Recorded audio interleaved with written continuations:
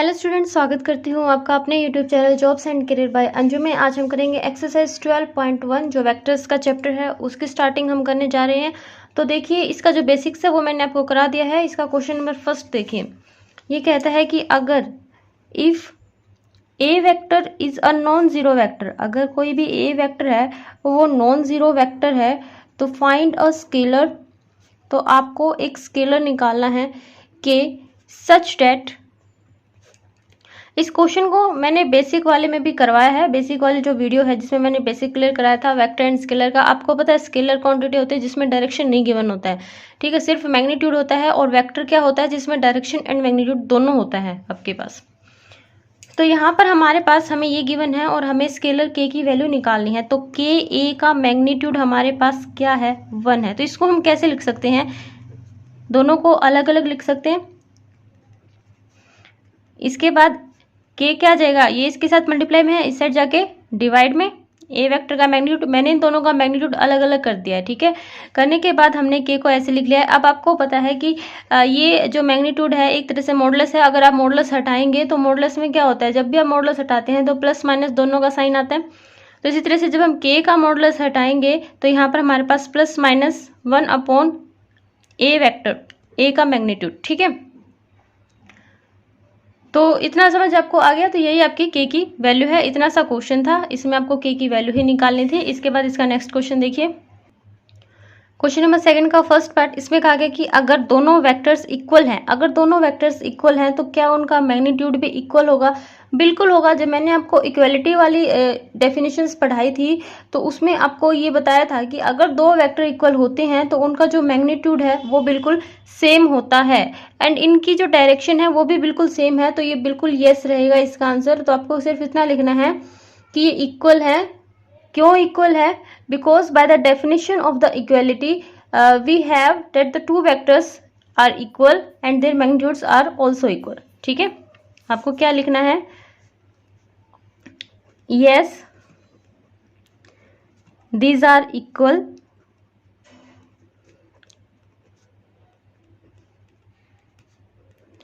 by definition of equality of vector we can say that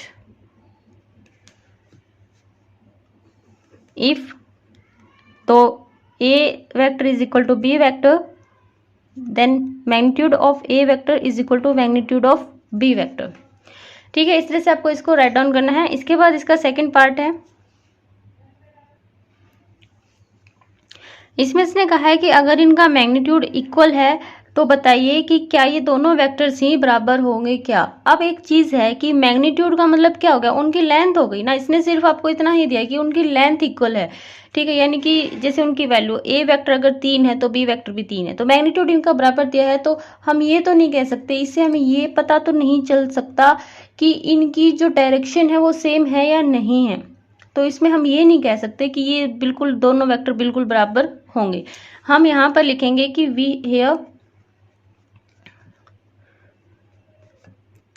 we can say that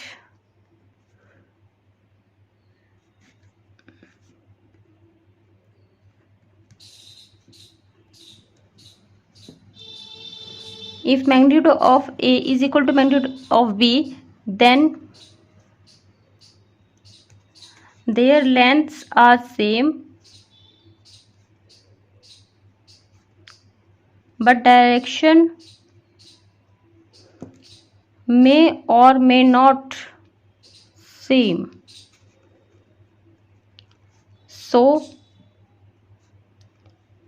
we cannot say that A vector is equal to B vector, ठीक है। इसके बाद इसका third part देखिए, इसने कहा कि अगर if magnitude of A is equal to magnitude of B then it is true, is it true that जो A वेक्टर है वो इक्वल होगा प्लस माइनस B वेक्टर के, ठीक है। वो वही बात आ गई, अगर ये दोनों इक्वल हैं तो इसका मतलब क्या है कि भाई इनकी लेंथ तो इक्वल है लेकिन जो डायरेक्शन है वो बराबर हो भी सकती है और वो बराबर नहीं भी हो सकती है, ठीक है। तो अब इनको ऐसे कह सकते हैं क्या? बिल्कुल इनको ऐसे कहा जा सकता है, लेकिन ये जो ऊपर क्वेश्चन था ना उसमें क्या था, ये प्लस माइनस नहीं गिवन था। अब क्या है, इसमें प्लस माइनस गिवन होने से हमें क्या मिला कि इनकी हम सिर्फ डायरेक्शन की बात करें तो अगर ये इस तरह से लिखा जाएगा तो इनकी डायरेक्शन सेम होगी, और अगर ये इस तरह से लिखा जाएगा तो इनकी डायरेक्शन नॉट सेम होगी, यानी कि दोनों साइन इसके अंदर आ गए। तो इसने दोनों चीजें आपको दे दी कि डायरेक्शन में नॉट और में नॉट भी सेम, एंड द लेंथ आपको पता ही है कि अगर ये दोनों इक्वल हैं तो ये दोनों इक्वल होंगे। ठीक है,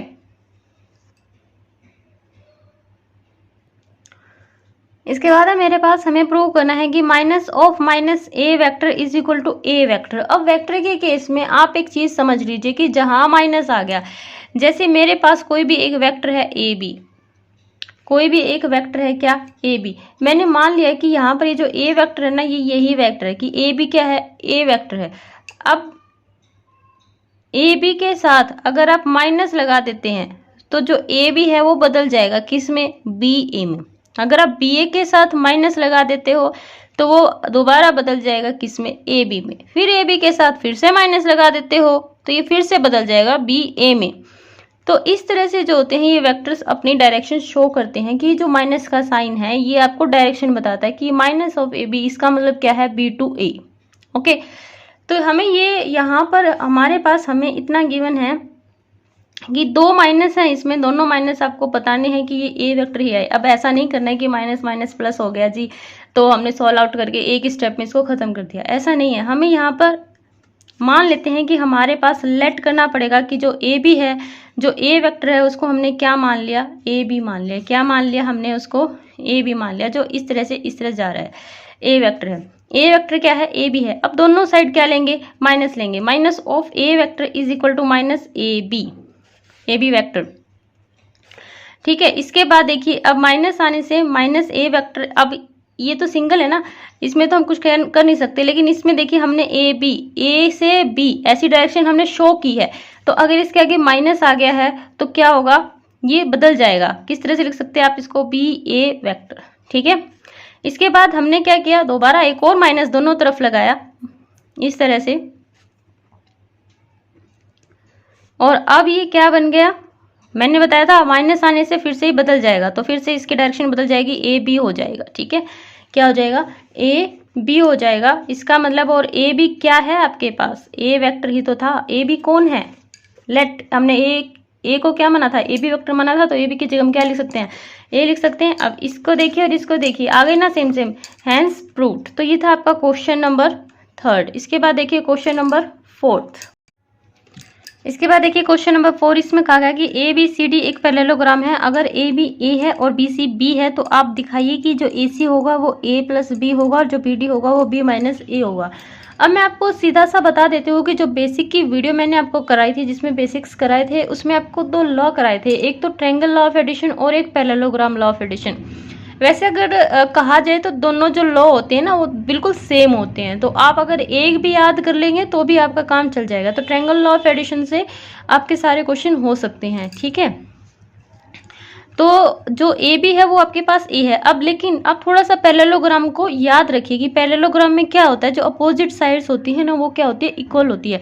तो अगर ए बी ए है, ए से हमें बी की तरफ जाना है, इसलिए ये एरो ऐसे है, ए से बी, इसलिए ये एरो इस तरह से है, तो हमारी भी ए से बी की तरफ की एरो इस तरह रहेगी। ठीक है, तो ए बी क्या है, ए है, और जो बी सी है वो क्या है, बी है, बी सी, तो जो वेक्टर है वो बी है। इसके बाद आपको ए सी शो करना है कि ये होगा ए प्लस बी वेक्टर। तो ए सी हमारे पास ये है, ए सी, हमें ये ए सी किसी तरह से लेना है, यानी कि हमारा आना चाहिए इक्वेशन में। तो हम यहाँ पर ट्रायंगल, सबसे पहले हम ये जो साइड से इक्वल करके बताएंगे। तो देखिए हमारे पास जो ए बी है वो ए है और बी सी है वो बी है। As a b c d is a parallelogram, a b c d एक पैरेललोग्राम है, तो जो ए बी होगा वो किसके बराबर होगा, डी सी के बराबर होगा, और दोनों ही ए के बराबर होंगे। ठीक है, इसके बाद जो बी सी है वो किसके बराबर होगी, ए डी के बराबर होगी, और ये दोनों किसके बराबर होंगे, बी वेक्टर के इक्वल होंगे। ठीक है,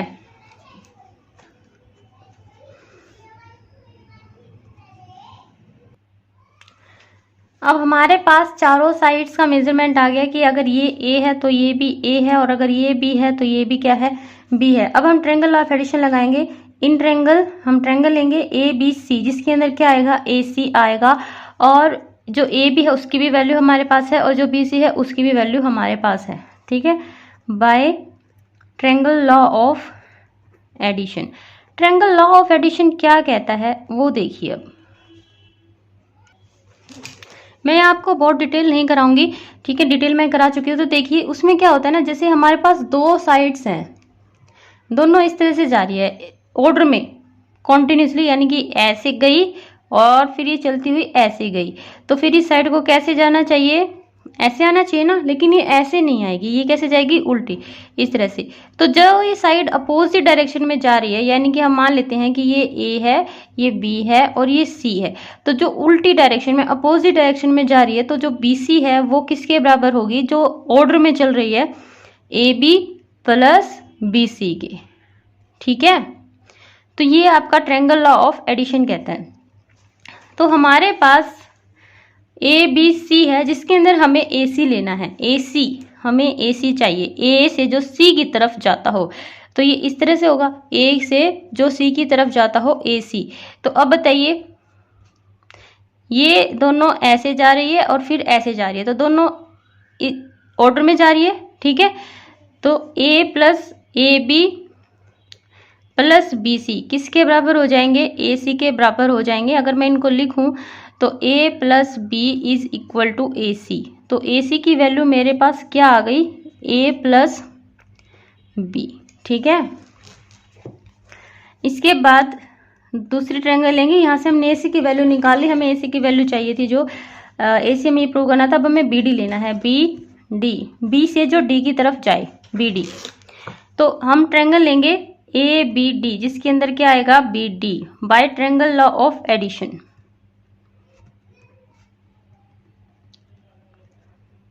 जो बी डी है वो क्या आएगा, अब देखिए बी डी ये इस तरफ जा रहा है और ये इस तरफ जा रहा है और ये इस तरफ। ठीक है, तो अगर हम ऐसे इन दोनों को देखें तो ये ऑर्डर में है और ये फिर एज ए अपोजिट साइड में, तो हमें तो बी डी एक तरफ चाहिए, बी डी क्या है, एक तरफ चाहिए। तो हम क्या करेंगे, हम इस तरह से लेंगे इसकी साइड, हम इसको बी ए लेंगे, यानी कि जो बी से ए की तरफ जाए हम वो वाले लेंगे, बी ए, और फिर लेंगे ए डी, ऐसे चल रही है, फिर ये ऐसे चल रही है। तो ये जब इस तरह ऑर्डर में, ये इन दोनों का जोड़ किसके बराबर आएगा, फिर बी डी के बराबर आएगा। ठीक है, b a plus a d. अब हमने ट्रायंगल लॉ ऑफ एडिशन तो कर दिया है, लेकिन हमारे पास बी ए की वैल्यू नहीं है, हमारे पास किसकी वैल्यू है, ए बी की वैल्यू है। तो ए बी की जो वैल्यू है उसको बी ए की वैल्यू बनाने के लिए हमें क्या करना पड़ेगा, हमें इसके आगे लगाना पड़ेगा माइनस, यानी कि जो बी ए होगा वो एक्चुअल में क्या है, माइनस ऑफ ए बी है। यही है, ऐसा ही होता है ना, मैंने आपको स्टार्टिंग में सिखाया था, ऐसा ही होता है। तो बी ए की जगह पे, ये तो ट्रायंगल लॉ ऑफ एडिशन की से हमने एक, इसका लॉ जैसे कहता है वैसे हमने इसको बनाया है। ठीक है, तो बी डी हमारे पास क्या आ जाएगा, माइनस ए बी का, a b vector plus a d vector, और ए डी की जगह आप क्या ले सकते हैं, बी सी ले सकते हैं। वो तो ए डी ले लीजिए, बी सी ले लीजिए, वो तो एक ही बात है। ठीक है, अब जो ए भी था वो क्या था, ए, तो यहाँ पर आ जाएगा आपका माइनस ए, और ए डी आपने लिया था बी, तो ये हो जाएगा बी माइनस ए। इस तरह से आपका बी डी आ जाएगा। ये बी डी आ गया है और ये आपका ए सी आ गया। दो वैल्यूज़ आपको निकालनी थी और दोनों ही वैल्यूज़ हमने निकाल दी है। ठीक है,